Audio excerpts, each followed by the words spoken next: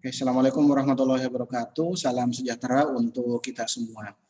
Hari ini saya akan diskusi salah satu peran utama yang ada di bidang keilmuan data mining, yaitu saya akan membahas tentang algoritma klasifikasi. Oke, ada 5 peran yang ada di bidang keilmuan data mining. Yang pertama ada yang namanya estimasi, selanjutnya ada algoritma prediksi, selanjutnya ada algoritma klasifikasi, ada algoritma clustering, dan ada algoritma asosiasi. Nah, untuk algoritma asosiasi di pertemuan sebelumnya sudah saya bahas, yaitu dengan menggunakan algoritma a priori dan menggunakan algoritma FP growth.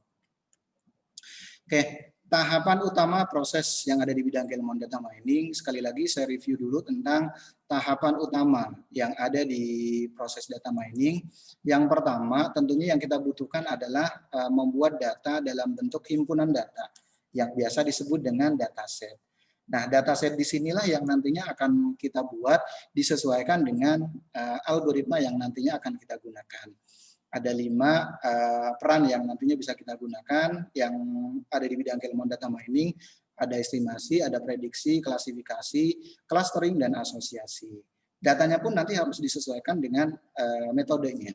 Baru selanjutnya kalau sudah berbicara tentang metode, datanya sudah diolah dengan menggunakan algoritma atau metode yang ada, baru selanjutnya kita olah.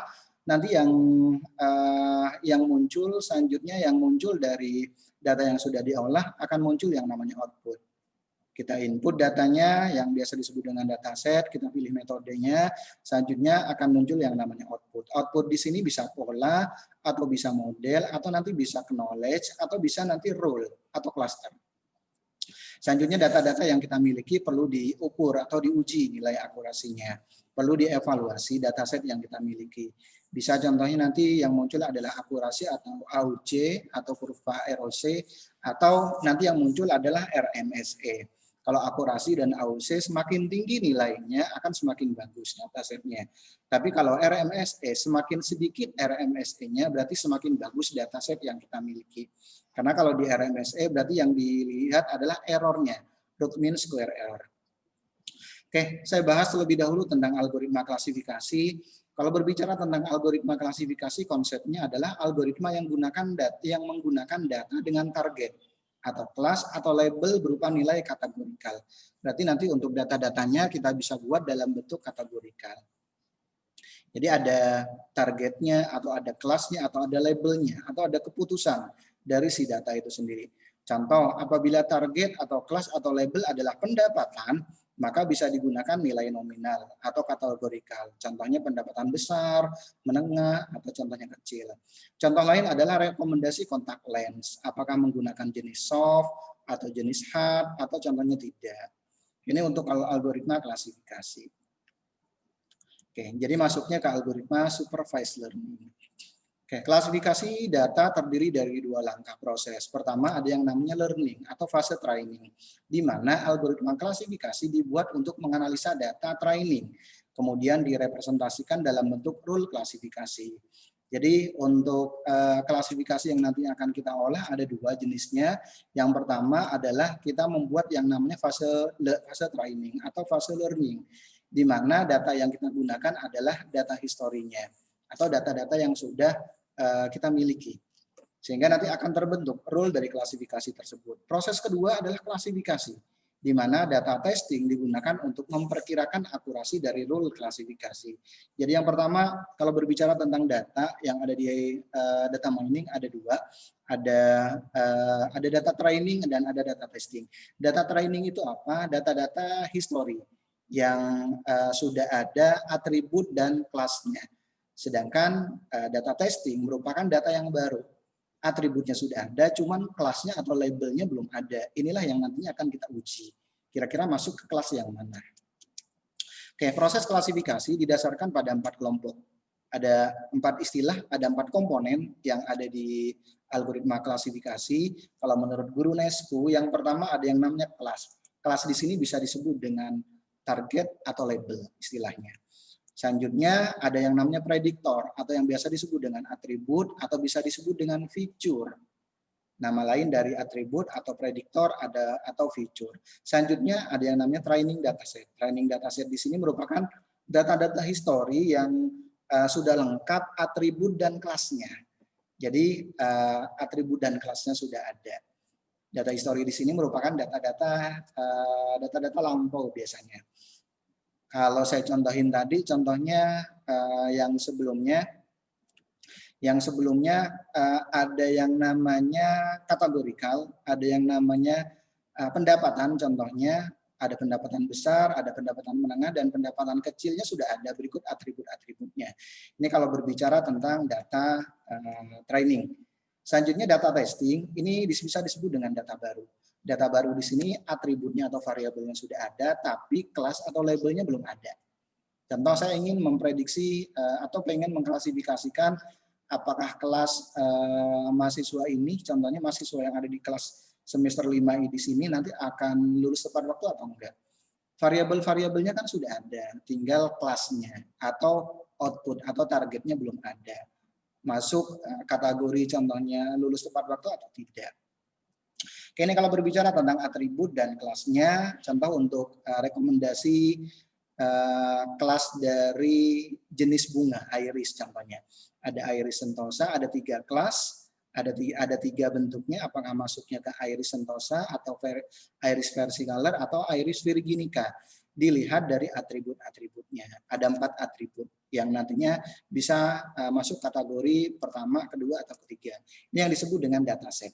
Dataset yang sudah lengkap atribut dan kelasnya. Oke, ini contoh lain untuk penjelasan dari atribut atau biasa disebut dengan feature atau kelas dan target. Ini kelas atau target atau yang biasa disebut dengan label. Sedangkan recordnya atau objek atau sampel atau tuple-nya ya isinya ini. Oke, selanjutnya ada nominal. Ada nanti untuk isinya ada nominal, ada numerik. Nominal ya contohnya seperti ini. Sedangkan numerik ya berarti angka. Oke, tentang algoritma klasifikasi, yang pertama ada yang namanya kelas variabel dependent yang berupa kategorikal, yang merepresentasikan label yang terdapat pada objek. Kelas di sini bisa disebut dengan label. Contoh risiko penyakit jantung, risiko kredit, customer loyalty, atau contohnya kalau di Jepang ada yang namanya jenis gempa. Selanjutnya ada yang namanya prediktor atau atribut. Variabel independen yang direpresentasikan oleh karakteristik atau atribut dari data tersebut. Contoh, ada variabel outlook, temperatur, humidity, dan wind, merupakan variabel untuk kelas play. Untuk mengklasifikasikan apakah seseorang akan main golf atau enggak. Selanjutnya ada yang namanya training dataset, satu set data yang berisi nilai dari kedua komponen di atas. Jadi ada atribut dan ada labelnya atau ada kelasnya. Yang digunakan untuk menentukan kelas yang cocok berdasarkan prediktor. Terus ada yang namanya testing dataset, berisi data baru yang akan diklasifikasikan oleh model yang telah dibuat. Dan akurasi klasifikasi nanti akan dievaluasi. Contoh, nomor 1 dan nomor 4 ini nomor 1 sampai nomor 5 ini disebut dengan data training. Karena atribut-atributnya dan kelasnya kan kelulusan. Kelulusannya tepat waktu atau tidak. Berarti kelasnya ini nih. Selanjutnya untuk IPK semester 1 sampai semester 5 ini merupakan atributnya. Sedangkan data ke-6 di sini merupakan data baru. Data ke-6 di sini disebut dengan data baru atau data testing. Kenapa? Karena variabel targetnya belum ada. Variabel targetnya belum ada, sedangkan atribut-atributnya sudah ada. Inilah yang nantinya akan kita klasifikasikan. Oke. Algoritma klasifikasi yang sudah umum digunakan contohnya ada Naive Bayes, ada KNN yang nantinya akan saya bahas, ada algoritma C4.5, ada ID3. ID3 di sini merupakan algoritma sebelum dari algoritma C4.5. Pengembangannya adalah C4.5. Ada algoritma CHAT, ada linear discriminant analysis dan yang lain-lainnya. Cuman algoritma yang paling banyak digunakan salah satunya adalah algoritma C4.5 kalau berbicara tentang klasifikasi. Oke, untuk hari ini saya akan bahas tentang algoritma KNN. Algoritma Canires-Niebuhr adalah pendekatan untuk mencari kasus dengan menghitung kedekatan antara kasus baru dengan kasus lama, yaitu berdasarkan pada pencocokan bobot dari sejumlah fitur yang ada. Contoh, untuk mencari solusi terhadap seorang pasien baru dengan menggunakan solusi dari pasien terdahulu. Ini contoh yang dilakukan oleh seorang dokter. Jenis ciri-cirinya atau gejalanya sama. Kalau gejalanya sama, biasanya kemungkinan besar nanti akan diambil tindakan seperti kasus pasien yang pernah contohnya diberikan tindakan oleh si dokter tersebut.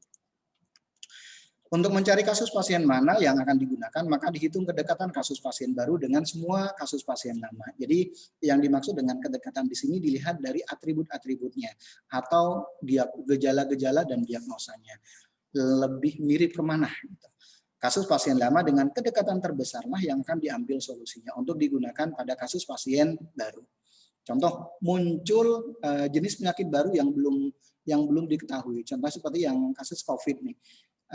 Sebelum ada tindakan contohnya terkait dengan apa yang harus dilakukan oleh dokter, biasanya mereka akan menyelidiki terhadap jenis penyakit ini. Ini masuk dalam kategori yang mana? Yang kasarnya seperti itu. Dilihat variabel-variabel atau ciri-ciri atau dilihat dari diagnosis sebelumnya. Algoritma KNN adalah sebuah metode untuk melakukan klasifikasi terhadap objek berdasarkan data pembelajaran yang jaraknya paling dekat dengan objek tersebut. Jadi nanti yang dilihat adalah kedekatan dari kasus yang baru dengan kasus yang lama. Oke. KNN merupakan salah satu metode pengklasifikasian data berdasarkan similaritas dengan label data. Jadi nanti yang dilihat adalah kesamaannya atau similaritasnya. Algoritma KNN merupakan sebuah metode untuk melakukan klasifikasi terhadap objek baru berdasarkan K tetangga terdekatnya. K yang dimaksud dengan K tetangga terdekat di sini merupakan data trainingnya atau data-data historis sebelumnya. Kelas yang paling banyak muncul yang akan menjadi kelas hasil klasifikasi. Oke, kelas yang paling banyak muncul atau kelas yang paling tinggi nilainya lah yang nantinya akan digunakan sebagai solusi dari kelas yang baru. Secara ringkas, algoritma KNN adalah sebagai berikut. Untuk semua data testing, hitung jarak ke setiap data trainingnya. Jadi untuk semua data testing, hitung jarak ke setiap data trainingnya. Jadi yang dilihat pertama kali adalah semua data testing. Data historinya ya, hitung jarak ke setiap data training. Jadi nanti akan dibandingkan data yang baru masuk, contohnya ada 1 data masuk, sebelumnya ada 4 data contohnya yang sudah ada di dalam. Nanti kasus yang baru masuk di sini akan dibandingkan dengan semua data yang ada. Data pertama, data kedua, data ketiga, sampai data keempat contohnya. Tunjukkan ke data training yang jaraknya paling dekat dengan data testing. Nanti tinggal dilihat K data training yang jaraknya paling dekat, nilainya yang paling mendekati. Periksa label dari K data ini dan tentukan label yang frekuensinya paling banyak. Dan nanti yang paling dekatlah label atau kelas yang nanti akan diberikan ke data testing tersebut. Masukkan data testing ke dalam kelas dengan frekuensi yang paling banyak. Baru nanti akan diberikan kelas dari data testing sesuai dengan frekuensi dari data training yang paling dekat. Adapun rumus untuk melakukan penghitungan kedekatan antara 2 kasus, kita bisa menggunakan rumus similarity. Similarity T terhadap S nanti diperoleh dari sigma I terhadap N, selanjutnya nanti ada fungsi TI, selanjutnya ada SI kali WI, dibagi WI. Jadi dengan T kasus baru, S kasus yang ada dalam penyimpanan, berarti data trainingnya, selanjutnya N jumlah atribut dalam masing-masing kasus, nanti akan dibandingkan dengan masing-masing data training. Kalau data trainingnya ada 4, berarti kasus baru nanti akan dibandingkan dengan semua kasus yang ada. Kalau ada 4 berarti akan dibandingkan dengan kasus pertama, kasus kedua, ketiga, dan keempat. Seperti itu. I atribut individu antara I sampai dengan N. Jumlah datanya. Ada berapa gitu di data training. F fungsi similarity atribut I antara kasus T dan kasus S. W di sini bobot yang diberikan pada atribut ke I. Jadi kita harus menentukan pembobotan juga untuk algoritma ini. Kedekatan kasus biasanya berada di nilai antara 0 dan 1. Kita menggunakan konsep dari bilangan biner yaitu 0 dan 1. Berarti kalau nilainya 0 artinya kedua kasus mutlak tidak mirip. Dan sebaliknya jika nilainya 1 berarti kedua kasus mutlak mirip. Oke, ini untuk konsepnya. Kedekatan kasus 0 dan 1. 0 berarti tidak mirip, kalau yang 1 berarti mutlak mirip. Oke, ini untuk kedekatannya. Selanjutnya kelebihan dari algoritma KNN yang pertama lebih efektif di data training yang besar. datanya banyak itu lebih bagus, dapat menghasilkan data yang lebih akurat. Cuman ada kelemahannya untuk algoritma KNN. Yang pertama, KNN perlu menentukan nilai dari parameter. Parameter K jumlah dari tetangga terdekat. Jadi masing-masing atribut nanti akan kita berikan parameternya, itu pembobotan. Pembelajaran berdasarkan jarak tidak jelas mengenai jarak apa yang harus digunakan dan atribut mana yang harus digunakan untuk mendapatkan hasil yang terbaik. Masing-masing algoritma pasti ada yang namanya kelemahan dan kelebihannya. Biaya komputasi cukup tinggi karena diperlukan perhitungan jarak dari tiap sampel uji pada keseluruhan sampel training. Seperti konsep yang ada di algoritma KNN, data baru akan dibandingkan dengan semua dataset yang masuk. Data yang baru akan dibandingkan dengan semua data training yang ada. Kasarnya seperti itu. Kalau data trainingnya atau data historinya sebanyak 5, ya kita bandingkan 5-5-nya gitu. Data ke-1, data kedua, data ketiga, data keempat dengan data kelima dengan data yang baru masuk atau data testing. Contoh kasus algoritma KNN. Contoh kasus tentang kemungkinan seorang nasabah bank akan bermasalah dalam pembayaran kredit atau tidak. Contoh, saya punya data training seperti ini. Atributnya jenis kelamin, pendidikan, dan agama. Selanjutnya kelasnya adalah bermasalah. Apakah bermasalah atau tidak? Contoh, saya punya data training seperti ini, ada 3 data, ada 3 data set seperti ada 3 data seperti ini, ada 3 record. Jenis kelamin L, pendidikan S1, agama Islam, ternyata dia bermasalah. Ada jenis kelamin P, pendidikannya SMA, agamanya ada yang Kristen, ada yang Islam, ternyata dia tidak bermasalah. Ini contoh data training, data yang muncul variabel dan kelasnya. Atribut bermasalah merupakan atribut dari tujuan. Oke, selanjutnya selain atribut tujuan harus diberikan bobot dengan nilai yang berbeda-beda. Contoh, akan diberikan pembobotan contohnya jenis dari 3 atribut yang ada. Jenis kelamin saya berikan pembobotan contohnya 0,5, pendidikan 1, agama 0,75. Dari 3 atribut ini yang paling penting itu yang mana? Kasarnya seperti itu. Oke, mulai dari 0 sampai 1 untuk pembobotannya. Selanjutnya, kedekatan antara nilai dalam suatu atribut juga harus didefinisikan. Di samping kita harus memberikan nilai dari pembobotan dari masing-masing atribut, kita harus mendefinisikan kedekatan dari masing-masing masing-masing isi dari masing-masing atribut yang ada. Oke, kedekatan contohnya nilai atribut jenis kelamin, kedekatan nilai atribut pendidikan, kedekatan nilai atribut agama. Isinya kan macam-macam. Jenis kelamin isinya minimal 2. Ada laki-laki, perempuan. Pendidikan contohnya dari SD, SMP, SMA, SMK, S1, S2, S3. Kedekatan nilai atribut agama. Contohnya ini yang harus kita definisikan. Di samping pertama kita harus buat yang namanya pembobotan, selanjutnya kita definisikan kedekatan. Kedekatan nilai atribut jenis kelamin, contohnya saya buat seperti ini. Kalau laki-laki dan laki-laki kan kasarnya kedekatannya ya pasti 1 contohnya. Tapi kalau laki-laki perempuan berarti kedekatannya 0 contohnya seperti itu. Perempuan dengan perempuan berarti kan similaritisnya banyak atau sama. Contoh, kita buat seperti ini, nanti setelah kita bikin matriks seperti ini, kita buat yang namanya rumus untuk kedekatan. Laki-laki dengan laki-laki, kedekatannya 1. Laki-laki dengan perempuan, contohnya kedekatannya, contohnya 0,5. Perempuan laki-laki, pendekatannya 0,5. Selanjutnya perempuan-perempuan, kedekatannya 1. Oke, selanjutnya kedekatan nilai atribut pendidikan. Kita definisikan contoh seperti ini. Contohnya ada isinya untuk pendidikan ada SMA dan S1. Contoh, untuk kedekatannya saya buat seperti ini, SMA kan 1, S1 1, SMA S1 ini kan lumayan agak jauh contohnya. Kalau kita punya variabel, isi dari variabel pendidikan, contohnya saya berikan nilai 0,4. Begitu pula untuk yang atribut agama. Contohnya Islam dengan Islam 1, Kristen dengan Islam contohnya 0. Dan seterusnya. Contoh, diberikan nilai kedekatan dari masing-masing atribut Islam dengan Islam 1, Islam dengan Kristen contohnya 0,75. Ini yang harus kita berikan kedekatan, nilai dari kedekatan masing-masing isi dari atribut yang ada. Misalkan ada kasus baru, nasabah baru atau data testing dengan nilai atribut seperti ini. Jenis kelaminnya L, pendidikannya SMA, agamanya Kristen.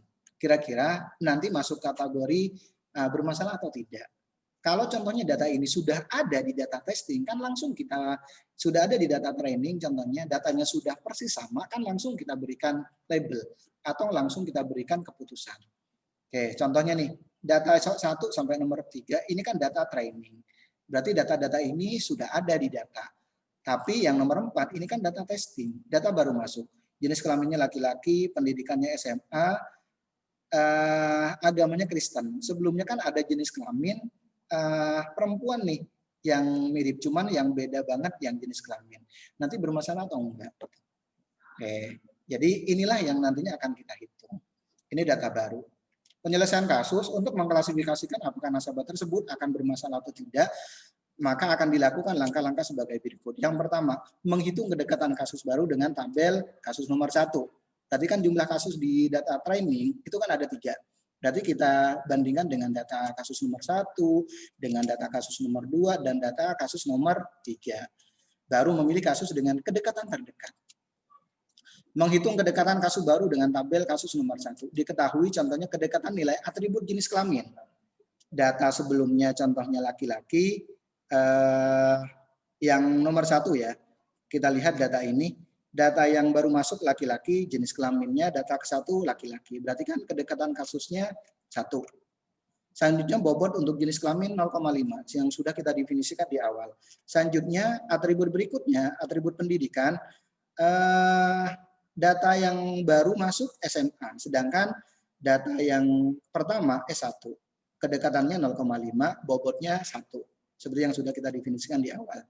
Kedekatan nilai atribut agama. Data yang baru masuk, data yang sebelumnya contohnya Islam, data yang baru masuk contohnya Kristen, 0,75. Kita lihat lagi.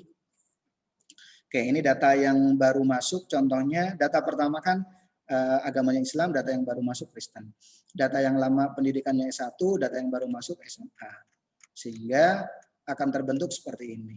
Bobot atribut agama 0,75. Nah, inilah yang nantinya akan kita hitung kedekatannya. Oke, contoh kalau saya bandingkan seperti ini kasus baru, ini kasus lama. Kasus lama yang nomor 1, kedekatannya 1, selanjutnya bobotnya 0,5. Inilah yang nantinya akan kita hitung. Kita bisa hitung, contohnya perhitungannya A kali B ditambah C kali D ditambah E kali F. Saya ambil dari yang ini sini. Yang ini nih, A kali B ditambah C kali D ditambah E kali F. Oke, kurang lebih seperti itu. Sehingga dibagi B plus D plus F. B, D, dan F di sini merupakan pembobotannya. Jadi akan ketemu contohnya nilai jaraknya adalah 0,65. Ini untuk yang kasus yang pertama. Kasus pertama kita bandingkan dengan kasus yang baru. Sekarang kita bandingkan kasus yang baru dengan kasus kedua.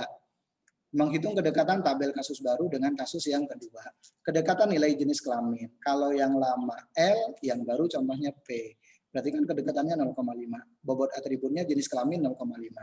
Selanjutnya kedekatan nilai atribut pendidikan. Data yang lama yaitu yang record kedua SMA, data yang baru masuk SMA. Berarti kan kedekatannya 1. Bobot atribut pendidikan 1.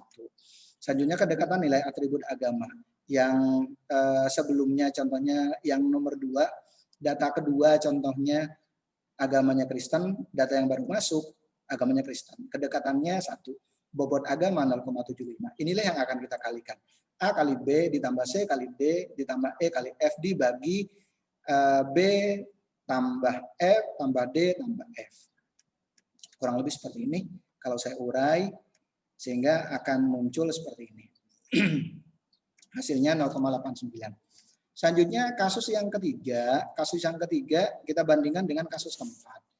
Kasus keempat dengan data yang baru. Kedekatan nilai atribut jenis kelamin. Sama laki-laki, laki-laki. Kedekatannya kan 1. Sambutnya bobot atribut jenis kelamin 0,5. Kedekatan nilai atribut pendidikan. Data yang ketiga SMA, data yang baru SMA. Berarti kedekatannya 1. Atribut pendidikan bobotnya 1. Kedekatan nilai atribut agama. Data ketiga jenis agamanya Islam. Selanjutnya yang keempat data yang baru agamanya Kristen. Kedekatannya 0,75. Bobot atribut agama 0,75. Nanti tinggal kita kalikan A kali B ditambah C kali D ditambah E kali F dibagi B tambah D tambah F. Jadi bobotnya yang kita jadikan pembagi. Oke, kurang lebih nanti akan menghasilkan perhitungan seperti ini. Jadi pembobotannya 0,916. Selanjutnya memilih kasus dengan kedekatan terdekat. Dari langkah 1, 2, dan 3 diketahui bahwa nilai tertinggi adalah kasus ketiga. Maka klasifikasi kasus tersebut dengan terdekat dengan kasus baru adalah kasus ketiga. Sehingga prediksi kemungkinan nasabah baru tersebut adalah tidak bermasalah. Jadi untuk nilai yang ketiga kan dapatnya 0,916. Sedangkan kasus kedua nilainya 0,89. Kasus 1 nilainya 0,65. Jadi yang diambil adalah kasus dengan nilai tertinggi, yaitu kasus ketiga dengan nilai 0,915. Jadi kelasnya nanti akan disamakan dengan kelas yang ketiga. Ini kurang lebih untuk pembahasan dari algoritma KNN. Contoh kedua, kalau kita menggunakan contoh datasetnya menggunakan dataset nominal. Langkah-langkahnya sih sama sih sebenarnya. Menghitung kuadrat, menentukan parameter K, menghitung kuadrat jarak Euclidean-nya, mengurutkan objek-objek tersebut ke dalam kelompok yang punya jarak Euclidean terkecil, selanjutnya mengumpulkan kategori Y. Selanjutnya dengan menggunakan kategori mayoritas maka diperoleh hasil klasifikasi. Contoh, saya punya data seperti ini nih. Ini kan angka semuanya. Angka semuanya saya akan menggunakan algoritma KNN. Oke. Langkah-langkahnya menentukan parameter K. Di sini dalam penentuan parameter K contohnya 3. Menghitung kuadrat jarak Euclidean masing-masing objek terhadap data sampel. Contoh perhitungan data ke-1. D1 akan kita bandingkan dengan data ke-6. D1 berarti kan ini 3, 4, 3,5, 4, 3 akan kita bandingkan dengan data ini. Oke, jadi semua data nanti akan dibandingkan. D6 akan dibandingkan berarti 3 dibagi 3, dikurangi 3. Data ketiga yang pertama, kasarnya yang ini nih, 3 sama 3. Selanjutnya 3 dengan 4, 3 dengan 3,5, 3,3 dengan 4, 4 dengan 3. Jadi perhitungannya kurang lebih seperti ini. Selanjutnya nanti akan diperoleh contohnya perhitungannya 1,6666. Nah, berikutnya nanti kita bandingkan dengan data kedua, ketiga, keempat, dan kelima. Hasil tertinggilah yang nantinya akan kita jadikan sebagai kelas yang sama. Contohnya distannya untuk yang data pertama, kedua, ketiga, dan empat, kelima, contohnya seperti ini. Jadi yang nanti akan digunakan sebagai kelas untuk variabel ke-6 adalah kelas kedua karena distannya paling besar. Oke, demikian penjelasan dari materi algoritma KNN. Mohon maaf kalau ada kata-kata yang kurang berkenan. Saya akhiri. Assalamualaikum warahmatullahi wabarakatuh dan salam sejahtera untuk kita semuanya.